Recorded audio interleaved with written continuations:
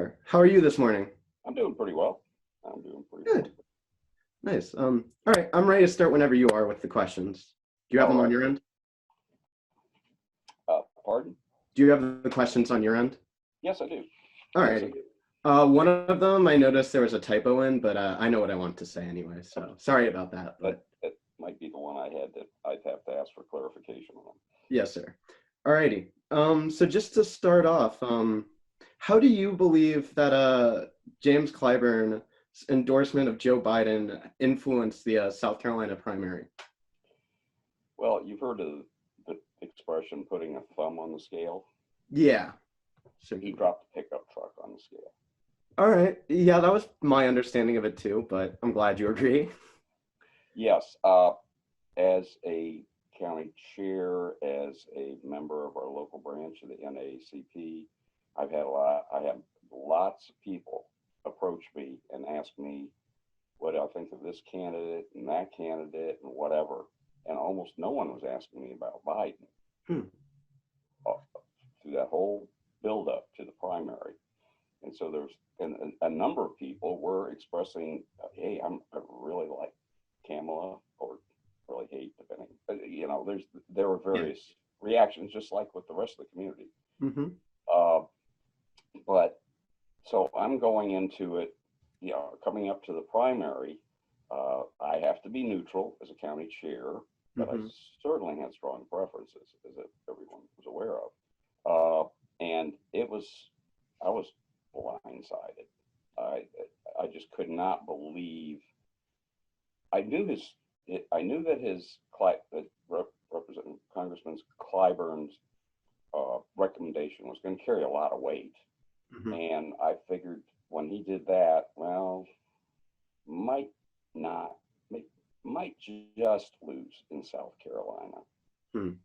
Didn't foresee getting creamed like that, and I did not realize how much impact it had outside of South Carolina. Yeah. So the whole race was just turned on its head. Gotcha. Thank you for that answer. So do you believe that the DNC treated Sanders and his supporters fairly throughout this year's primary? It was better than 2016. Okay. But that was a low bar. Yeah, agreed. Do you want to expand on that, or? Yes. I saw a better level of cooperation at the state level. Well, in 2016, I was not a county chair. It was immediately after that at our county conventions that I actually got drafted by the other progressive troublemakers and essentially took over Lancaster County. Gotcha. But my experience working with other Bernie supporters and the campaign in neighboring counties, some of them had some real serious problems. We didn't have any problems from the county party in Lancaster in 2016 because there wasn't a county party here. Oh, I gotcha. Now fast forward 2020, and I'd been making noises ever since I was elected, as I then was interacting with other county chairs, saying that was not right, that is not tolerable, and I'm going to call anyone out that I hear about doing some of the things that happened in 2016. And I also believe not that I had any great influence. This is my first rodeo in 2014, 2016. But I think there were a number of new chairs that came up, and they did not see how they saw the unfairness in 2016. So, but there were still issues with some of the old line county chairs that were still around, and some candidates up and down the ticket actually were given less than cooperation. Gotcha. Thank you for that. Alrighty, so moving on. Why do you personally believe that Elizabeth Warren stayed in the election up until Super Tuesday, despite her poor performance early on?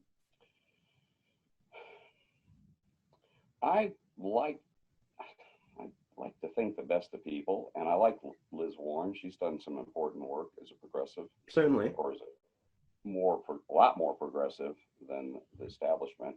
Yeah.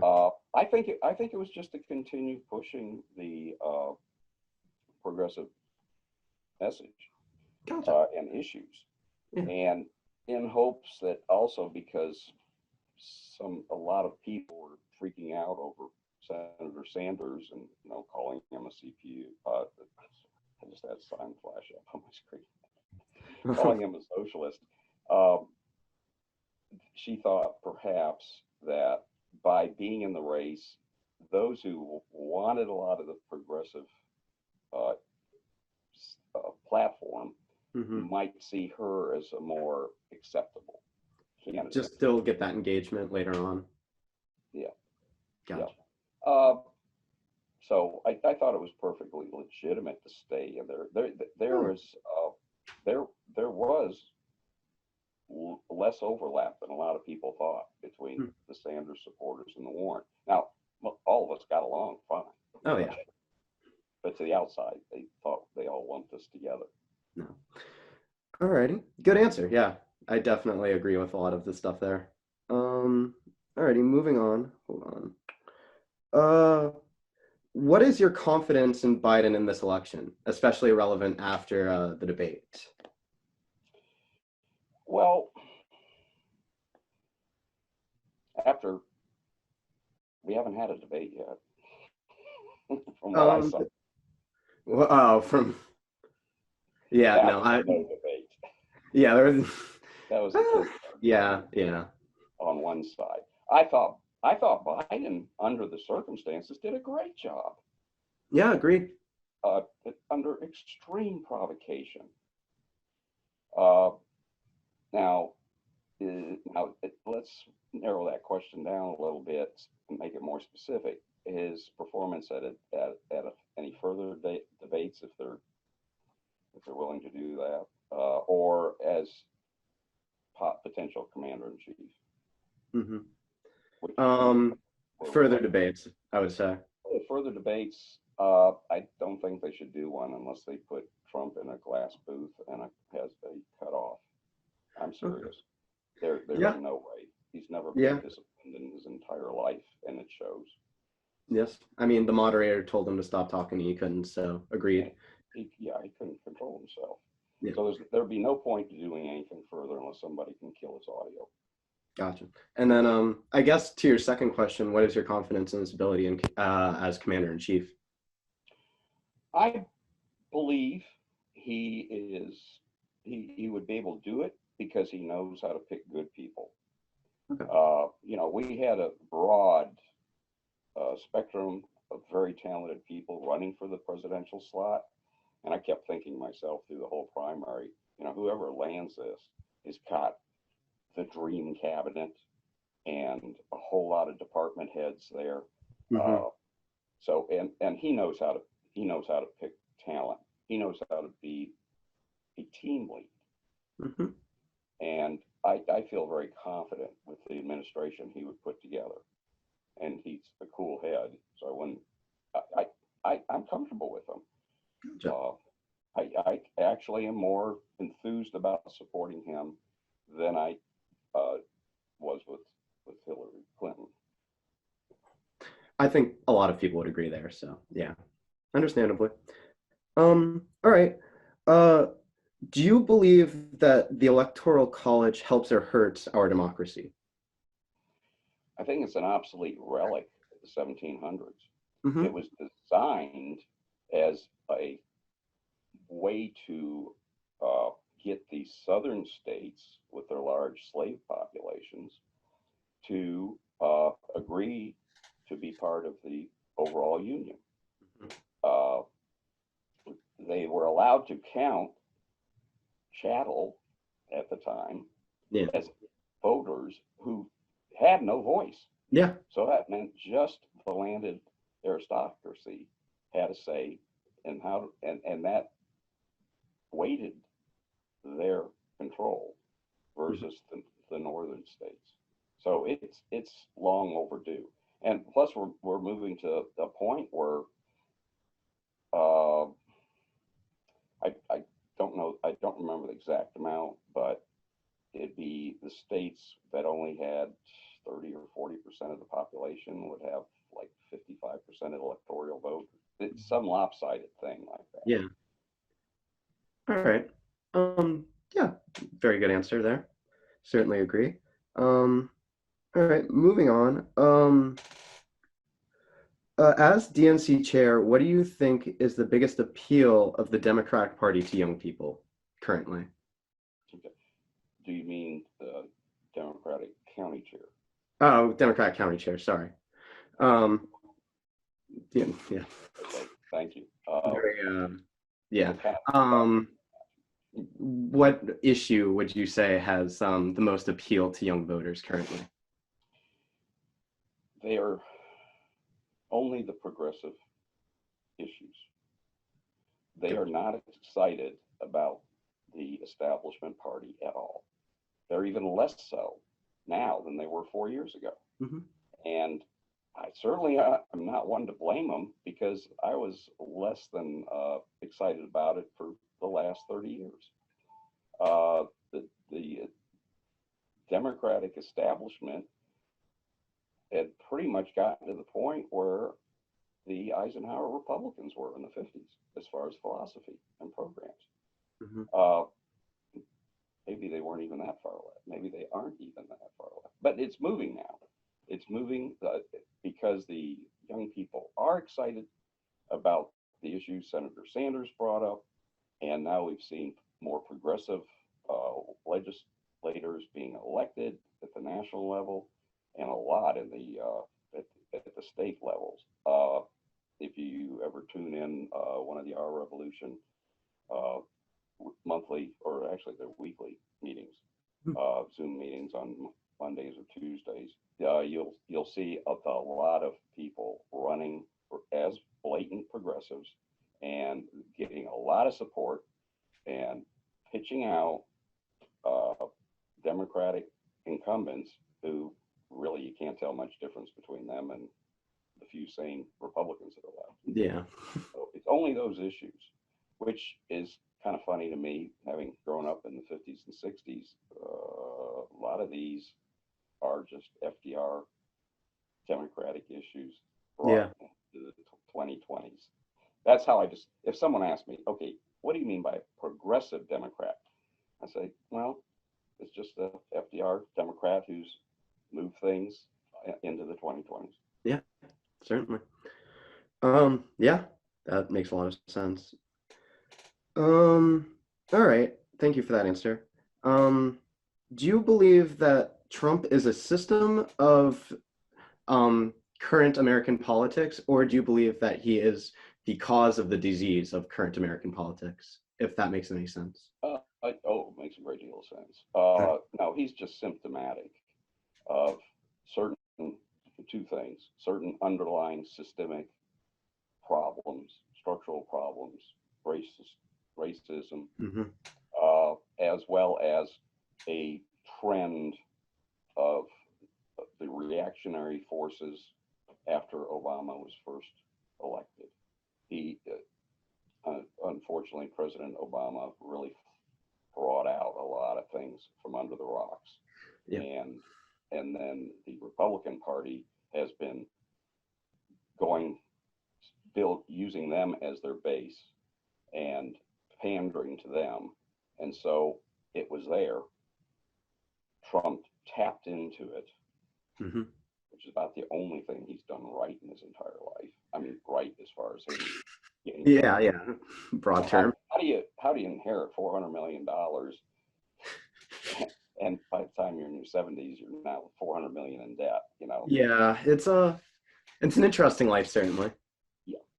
So no, we have a lot of stuff, and my campaign is based on uh, trying to get these issues brought up, starting the discussion on them. I mean, I'm just running for a state level office, Yeah. and uh, I'm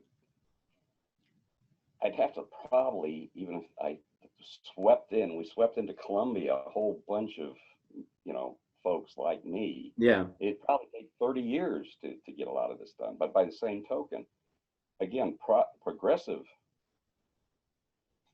ideally, progressive solutions to issues and problems are preventive. They're proactive, and you always get that benefit that you know, an ounce of prevention is worth a pound of cure. Just what I was thinking. Yeah, and also many of these issues are overlap in a big way. Hmm. So if you've started addressing something over here, it's going to have some benefit on the other issues, and then everything starts improving. Gotcha. Makes sense. Thank you. All right. Next up, uh, in your own words, what is the effect of the South Carolina firewall, if you've heard that term? Well, that was the one I saw, and I don't recall that. Okay, so it was a term we've used in our class a lot. The firewall is an understanding that typically South Carolina is more likely to vote for establishment candidates, just historically speaking. So a progressive like Bernie Sanders, wouldn't have much hope getting in the door in South Carolina. Okay, that term makes sense here culturally. Mhm. This is a very conservative state. Yeah. That was one of the things I reconciled myself to even before I moved here. Mhm. I wanted to move here, but I knew I was going to be dealing with a lot of conservatism in the religion and in the politics. I think that is an accurate. I think it's for real. But the firewalls we saw in 2016, the blue one up in the Midwest, it can be broken. Yeah. It can be with addressing the people's concerns, not making dog whistles, not glossing over existing things, recognizing them, saying this is not right. We need to do this, and that, Mhm. and I promise we're going to do that. I find here locally, I have no problem getting conservatives, real conservatives, not Trumpies. Okay. Conservatives, libertarians, self-identified independents. I have no problem getting them, for us to meet agreement, not getting them to agree with me, but us to meet agreement on issues that need to be addressed, and it being pretty close on how we think those things could be addressed once we get past the labels, once we stay away from the polarization. Gotcha. Makes sense. Yeah, I certainly would agree with my discussions with true conservatives rather than Trump people. They're very reasonable once you get down to it. Yeah. All righty. They're our neighbors. Yeah, exactly. They're our friends most of the time. Yep. All right. Here's the one that I really thought. Oh, actually, next one down. But what do you believe is the future of the Democratic Party? And I think you've explained this with the progressive issues, certainly. But if you'd like to expand on it more, you could. I'm glad you asked that question. Okay. Because I think it's at a do or die point. If it doesn't move more and faster back to the Democratic Party being truly concerned and taking care of the 98%, if it doesn't stop being the left wing of the corporate party, like the Republicans, or the right wing of the corporate party, it's going to end up in the history books like the Whig Party. But we have even a more existential issue right now with this election, and that is, I am very concerned about whether there'd even be an election in 2024 if we don't win this one. Yeah, certainly that is. From today, it would certainly be a concern. I'm quite the history buff. I mean, I actually read the Rise and Fall of the Third Reich as a junior high student. Oh, really? It's the only book I've read 3 times in my life, spread out over about 10 or 15 years each time. Mm-hmm. Yeah, that makes it overdue to read again. But no, I don't have to reread it. I'm scared because I don't have to reread it. You're living it. I've been seeing for the last 6, 8 years, chapter and verse out of that history. So would you say that the Democrats are in danger of becoming the liberals of the Weimar Republic? Or Mm, not that far? there are some differences with what's going on right now, but there's too many similarities with the underlying fascism that's arisen. Uh, my uncle and my father knew what to do with fascists. My uncle dropped death charges on them. Uh, the uh, the violence. There's a certain mindset out there, and it's just a question of, in any given country, in any given civilization, there's this authoritarian mindset, and those people, you have to keep a real tight lid on them and not let them get out of hand. And what I'm seeing is they're getting out of hand. The party would contribute to this by failing to win this election up and down, because we need to take as much, keep on taking back in the state houses Mm-hmm. as we started in 2018. We've got to get the system back under control. We got to get the money out of it, Mm-hmm. so these politicians down there are bought and paid for. I'm running on a budget that's less than 1/10 of what my opponent is, and I still expect to significantly increase my share of the vote, if not win. And I think it would be not too insane, and this is a really red area, Mm-hmm. this in Lancaster County. And I really think that there's a possibility. We have a strong ticket, and we have a diverse ticket. You have a good And message.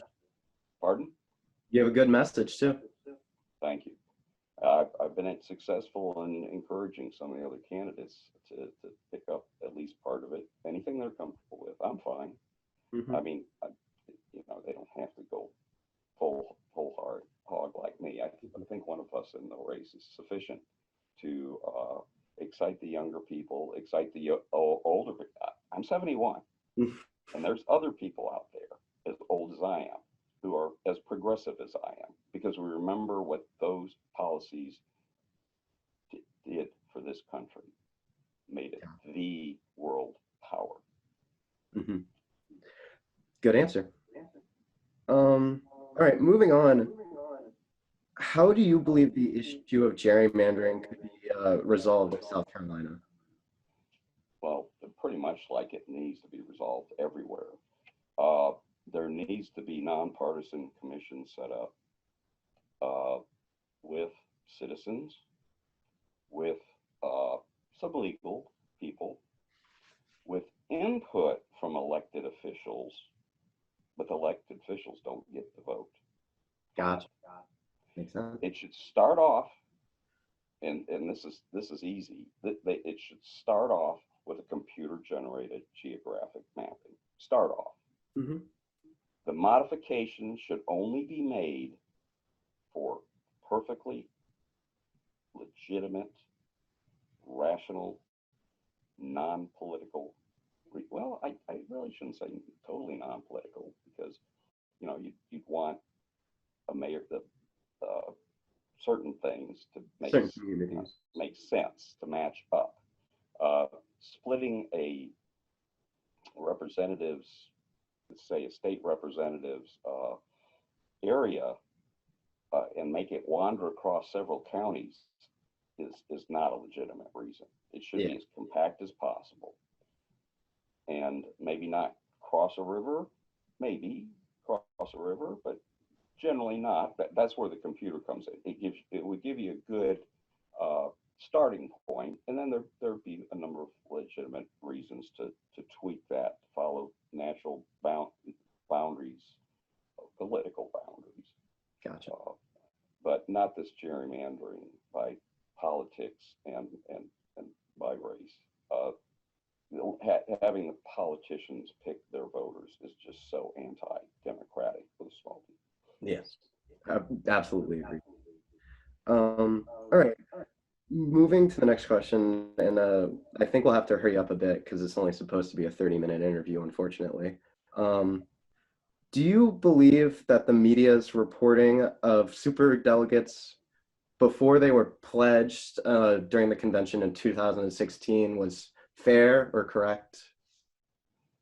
I think it massively affected the outcome of those primaries, and it Gotcha. was wrong.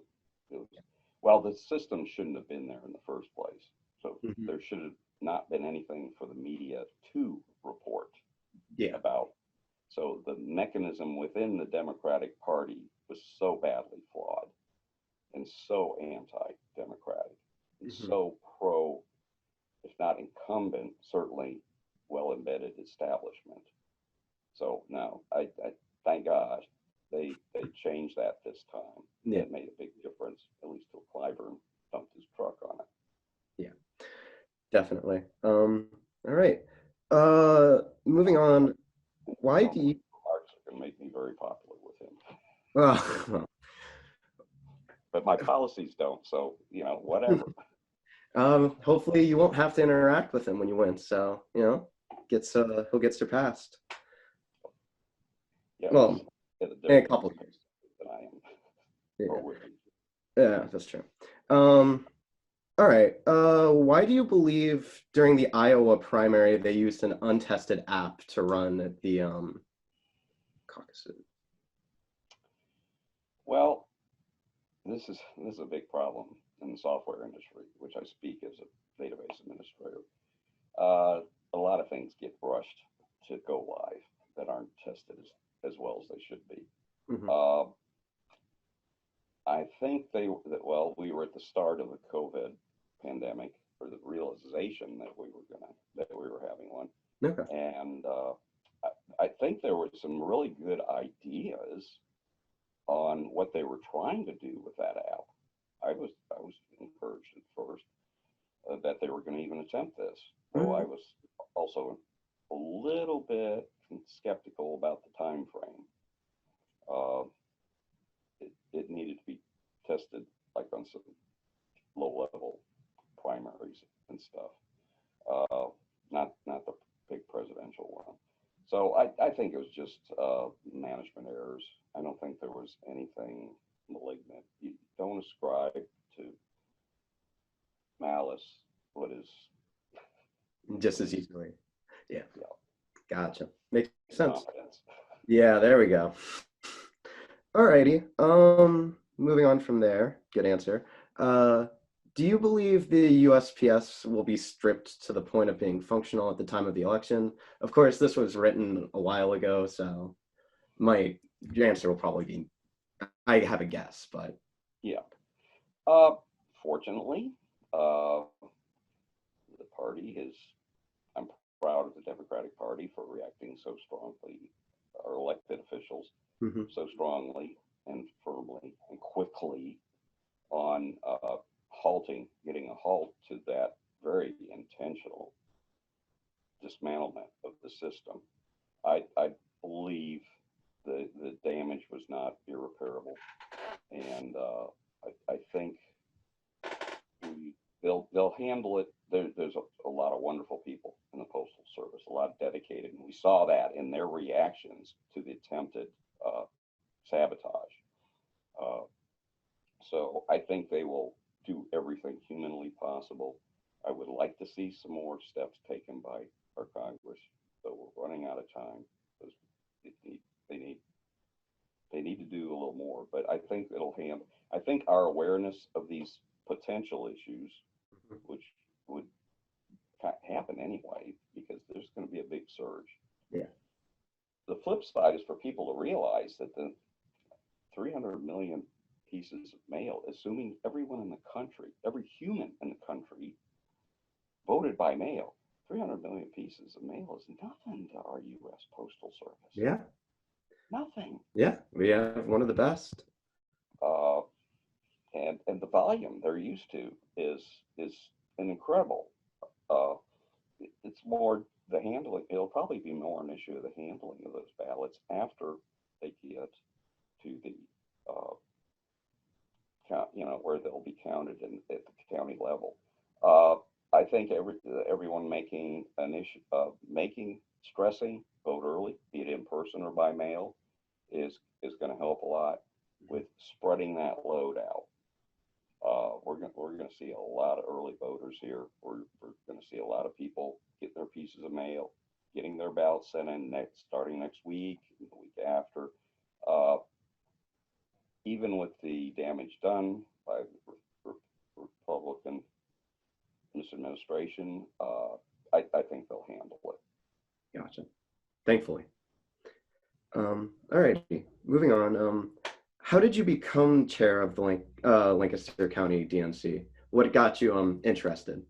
Well, I've started getting more politically active than just voting every time there was an election, and occasionally donating to a candidate. After I got up here, I worked just as a volunteer, sitting at a table at some community event, trying to recruit people or register people to vote for Senator Shaheen when he was running for governor, Mandy Powers Morell when she was running.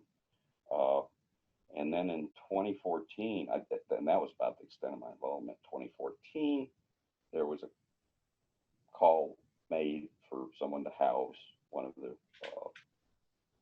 Democratic organizers for this area, for several counties around here. I had guest space, didn't anticipate anyone coming, so a young man joined us here, stayed with us for 4 months, and I was rather embarrassed with the lack of support and from the county party. And so for the first time in my life, I start phone banking, and he gets me to go out knocking on doors. Oh. And out, hey, meeting people, that's really cool, talking about the issues. And I guess I was a progressive before it was popular, because in 2014, very few of us had heard of Senator Sanders, but I would be talking about, the low level, day-to-day issues for people and trying to promote the Democratic ticket. And so I got a little more involved between 2014 and 2016. The party here was doing good to have a dozen people for show up for a monthly meeting, if they even had a monthly meeting. It was very sketchy and spotty. And 2015 is when I went out to a rally. A young friend of mine who was a student out there at Winthrop sent me a Facebook message, say, hey, you might want to. He had worked for me around my house, so he had a little bit of idea where I was politically. We had a few discussions. He was very conservative at the time. So he sends me a text message saying, you want to check out this Senator Sanders? We're having a rally for him out here. And, so I checked it out quickly online. Yeah, now I like what I'm hearing. So I go and get my register RSVP, and every week they kept increasing the size of the venue because they started with a room that the Republicans couldn't half fill, and every week it was getting bigger and bigger. I think they changed 4 times plus added an overflow. So I get out there, I see this crowd, every conceivable age, color, possible economic status, you can tell roughly. And it's, wow, this is great. This looks like America. And then he starts talking, and that's the man. These are the issues. This is what I want to support. And then, as I said earlier, then after the campaign, we stepped up and ran. We voted down the suggested slate, which was the usual procedure anyway. There was a suggested slate. We voted it down on the floor, and then took nominations from the floor. And there's a bunch of people that still owe me because they put me up for chair. Gotcha. Well, So makes sense. Definitely a story I think a lot of people could relate to. yes, there's been a lot of people that have had this experience since 2015, 16. Mhm. Oh, yeah. I think some people have been calling it like the second political awakening because everybody's like getting interested again. Yes, it's Um, been great to see. I wish more young people had the economic room to do this. It's real hard to get politically active when mhm. you're trying to hold down 2 or 3 jobs just to keep Yeah, a roof over your head. yeah, certainly. It wasn't that way in 1950 or 60.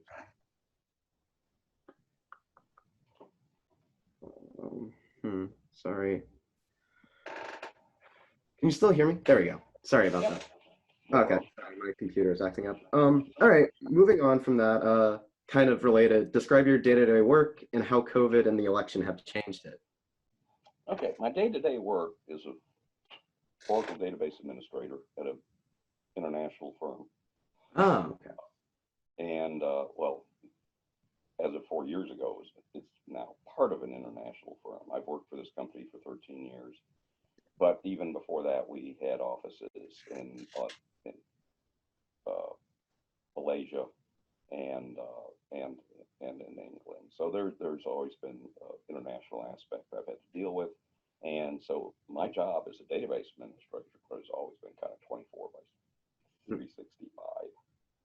Uh, and as you can imagine, I'm working remotely. Even when I'm sitting in the office, Mhm. was sitting in the office, I was working remotely. Over the last 10 years, I've gradually transitioned to more and more uh, working from home. And really, even before COVID, I was only going in twice a week, and that was to train my protege to take over for me. A programmer that I've worked with for now 13 years who wanted to transition from programming into database work. And so we've been working informally together for a number of years with me training her. And so the only reason the last couple of years I was going into the office at all was to get lunch at Yeah. restaurants in Fort Mill. Gotcha, So that part, the COVID didn't affect this at all. gotcha. All right, and then How about you? final question then, I guess. Um, sorry. How do you believe the elections are affecting your own race? I think the COVID is really hurting me. Progressives, our superpower is getting out there and talking to people, making them realize we're not aliens, we're not socialists, Mm. we're uh, we're just FDR Democrats, uh, and that there's a reason we will go because we are independent of the corporations and the big money PACs. We will be able to represent them without blowback from big donors. And there are so many people that if they were when they're apathetic, they start getting excited. They start getting motivated to participate in the process. And gee, when they get excited about those issues and where we stand, they're going to be voting for us. So that day to day, being able to be in groups of people, make the presentation and interact and answer questions in person. Yeah, that's that's hurting me in an area where I have a heavy lift. The previous races for this House district, it would be 65-35. Gotcha. That's I that's guess, rough to overcome. That's yeah, rough to certainly. overcome. But Um, the ticket is exciting. People are worked up. But as I keep telling moderates, we it's more we as we saw in 2016, the people have to have more than just someone to vote against. They have to have someone to vote for, yeah, and that's what I've been preaching for 4 to 5 years. gotcha. Well, Mr. Gray, it has been a pleasure talking to you. Thank you so much for your time, and I wish you the best of luck with your race. I definitely hope you win. Thank you, and I appreciate having these questions to answer. This has Yeah. been definitely the most enjoyable because I think you can tell I thought about most all these Oh yeah. questions. No, you definitely had some very, I'd say, enlightening answers. I liked a lot of them. So thank you very much. Thank Have- you, I appreciate that. I look forward to having this video to put on my website. Oh yeah, no, I'll definitely get it to you. Gotcha. Yeah. Please check out Great for Horse for House 45 on Oh, there you go. Well, have a nice day, Mr. Gray, and I will hopefully hear about you in the news. Thank you, Noah. It's been a real pleasure, and good All right, luck with your studies. And say hi to John for me. will do. Bye now. Bye.